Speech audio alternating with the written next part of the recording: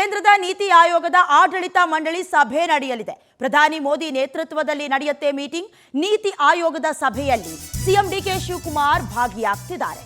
ಇಂದು ಕೇಂದ್ರದ ನೀತಿ ಆಯೋಗದ ಆಡಳಿತ ಮಂಡಳಿ ಸಭೆ ನಡೆಯುತ್ತೆ. ಪ್ರಧಾನಿ ಮೋದಿ ನೇತೃತ್ವದಲ್ಲಿ ನಡೆಯುವ ಮೀಟಿಂಗ್ ಇದು. ನೀತಿ ಆಯೋಗದ ಸಭೆಯಲ್ಲಿ ಭಾಗಿಯಾಗ್ತಾರೆ ಸಿಎಂ ಡಿಕೆ ಶಿವಕುಮಾರ್. ದೆಹಲಿಯಲ್ಲಿ ಬೆಳಗ್ಗೆ 10:30 ಆರಂಭವಾಗುತ್ತೆ ಮೀಟಿಂಗ್. ಇಂದು ಕೇಂದ್ರದ ನೀತಿ ಆಯೋಗದ ಆಡಳಿತ ಮಂಡಳಿ ಸಭೆ. ಈ ಹಿಂದೆ ಕೂಡ 2025ರಲ್ಲಿ ಇದೇ ರೀತಿಯಾದಂತಹ ಸಭೆಯನ್ನ ನಡೆಸಿದ್ರು.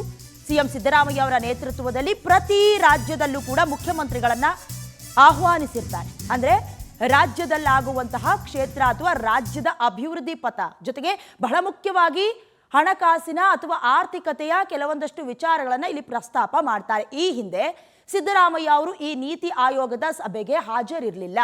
ಜೊತೆಗೆ ಮೈಸೂರಿಗೆ ಹೋಗಿದ್ರು, ಕೆಲವೊಂದಷ್ಟು ಸಭೆ ಇದೆ ಅನ್ನೋದಾಗಿ ಗೈರಾಗಿದ್ರು. ಹೇಳಬೇಕಂದ್ರೆ ಅವ್ರು ಗೈರಾಗಿದ್ರು ಕೂಡ ಅವರ ರಾಜ್ಯದ ಅಥವಾ ಅವರ ಸರ್ಕಾರದ ಪ್ರತಿನಿಧಿಯನ್ನ ಕಳಿಸ್ಕೊಟ್ಟಿರ್ಬೇಕಾಗತ್ತೆ, ಆದ್ರೆ ಕಳಿಸಿಕೊಟ್ಟಿರಲಿಲ್ಲ.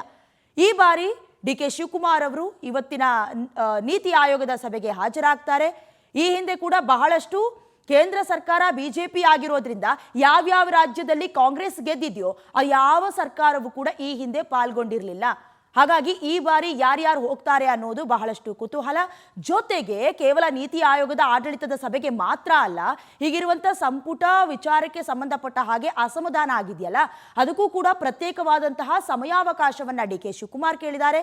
ಅದಾದ ನಂತರದಲ್ಲಿ ಚರ್ಚೆಯಾಗತ್ತೆ. ಇವತ್ತು ರಾಜ್ಯದ ಅಭಿವೃದ್ಧಿಯ ಬಗ್ಗೆ, ಹಣಕಾಸಿನ ಬಗ್ಗೆ ಇವತ್ತು ನಡೆಯುವ ನೀತಿ ಆಯೋಗದ ಸಭೆಯಲ್ಲಿ 10:30 ಹೈ ವೋಲ್ಟೇಜ್ ಮೀಟಿಂಗ್ ಆಗತ್ತೆ.